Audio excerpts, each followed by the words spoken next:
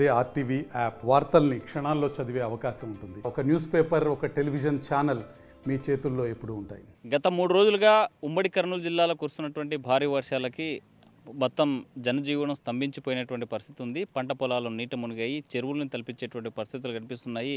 ఉమ్మడి కర్నూలు జిల్లాలో ప్రధానంగా చూసుకుంటే శ్రీశైలం, మహానంది, నందికొట్కూరు, ఆత్మకూరు, కొత్తపల్లెతో పాటు చాగలమర్రి లాంటి ప్రాంతాల్లో పెద్ద ఎత్తున వర్షం ఉండడంతో వాగులు ఉప్పొంగాయి. పెద్ద ఎత్తున కూడా పంట పొలాలు నీట మునిగినటువంటి పరిస్థితి అయితే కనిపిస్తుంది. ప్రస్తుతం మనం కొత్తపల్లి మండలంలో ఉన్నటువంటి పంట పొలాల్లో ఉన్నాము. మనం చూస్తున్నాం సుదూర ప్రాంతంలో వాగులు ఉప్పొంగినటువంటి పరిస్థితి ఉంది. చెరువులను తలపించేటువంటి పరిస్థితులు స్పష్టంగా కనిపిస్తున్నాయి. మనకి కంచుపు మేరలో ఈ కొత్తపల్లి మండలంలో ఉన్నటువంటి లింగాపురము, శివపురము లాంటి ప్రాంతాల్లో భవనాసి నది ఉప్పొంగడంతో ఒక్కసారిగా ఇక్కడ రాకపోకలు ఆగిపోయినటువంటి పరిస్థితులు అయితే స్పష్టంగా కనిపిస్తున్నాయి. మన సుదూర ప్రాంతాల్లో కనిపించేటువంటి కనిచూపు మేరలో చెరువుల్ని తలపించేటువంటి వ్యూ కనిపిస్తోంది. పంట పొలాలు నీట మునిగినటువంటి పరిస్థితి కనిపిస్తుంది. చేతికి వచ్చినటువంటి పంట నీళ్ళలో మునిగిపోయినటువంటి పరిస్థితులు అయితే స్పష్టంగా కనిపిస్తున్నాయి.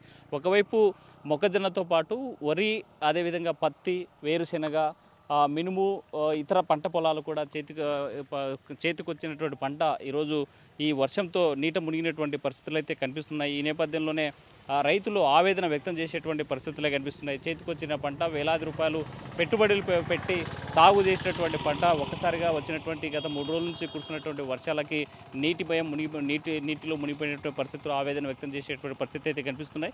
ఉమ్మడి కర్నూలు జిల్లాలో మనం చూసినట్లయితే సుమారుగా 26 మండలాల్లో 208 గ్రామాల్లో 15,549.69 హెక్టార్లలో మునిగిపోయినటువంటి పంటలు ఇప్పటికే అంచనా వేశారు ఈ వ్యవసాయ శాఖ అధికారులు.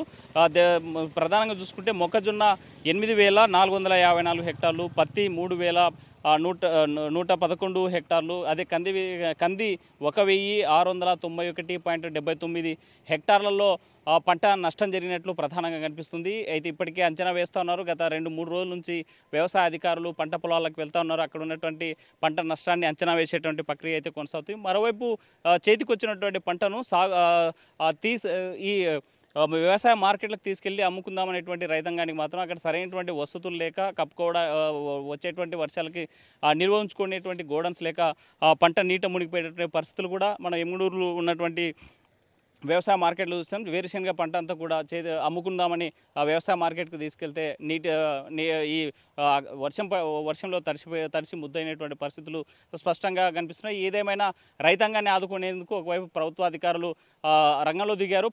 పంట పొలాలను ఎంత నష్టం జరిగిందనేటువంటి అంచనా వేసేటువంటి పనులు అయితే పడినటువంటి పరిస్థితి కనిపిస్తుంది. తాజాగా ఇవాళే ఎక్కడికెక్కడ నీట మునిగినటువంటి పంట పొలాలను అధికారులు పరిశీలించేటువంటి పరిస్థితి అయితే కనిపిస్తుంది. వీడియో చంద్రశేఖర్తో హుసేన్, కొత్తపల్లి మండలం నుంచి. మరిన్ని వీడియోస్ కోసం ఛానల్ ని సబ్స్క్రైబ్ చేయండి. లేటెస్ట్ అప్డేట్స్ కోసం వాట్సాప్ ఛానల్ ని ఫాలో చేయండి. అండ్ లింక్ డిస్క్రిప్షన్ లో ఉంది.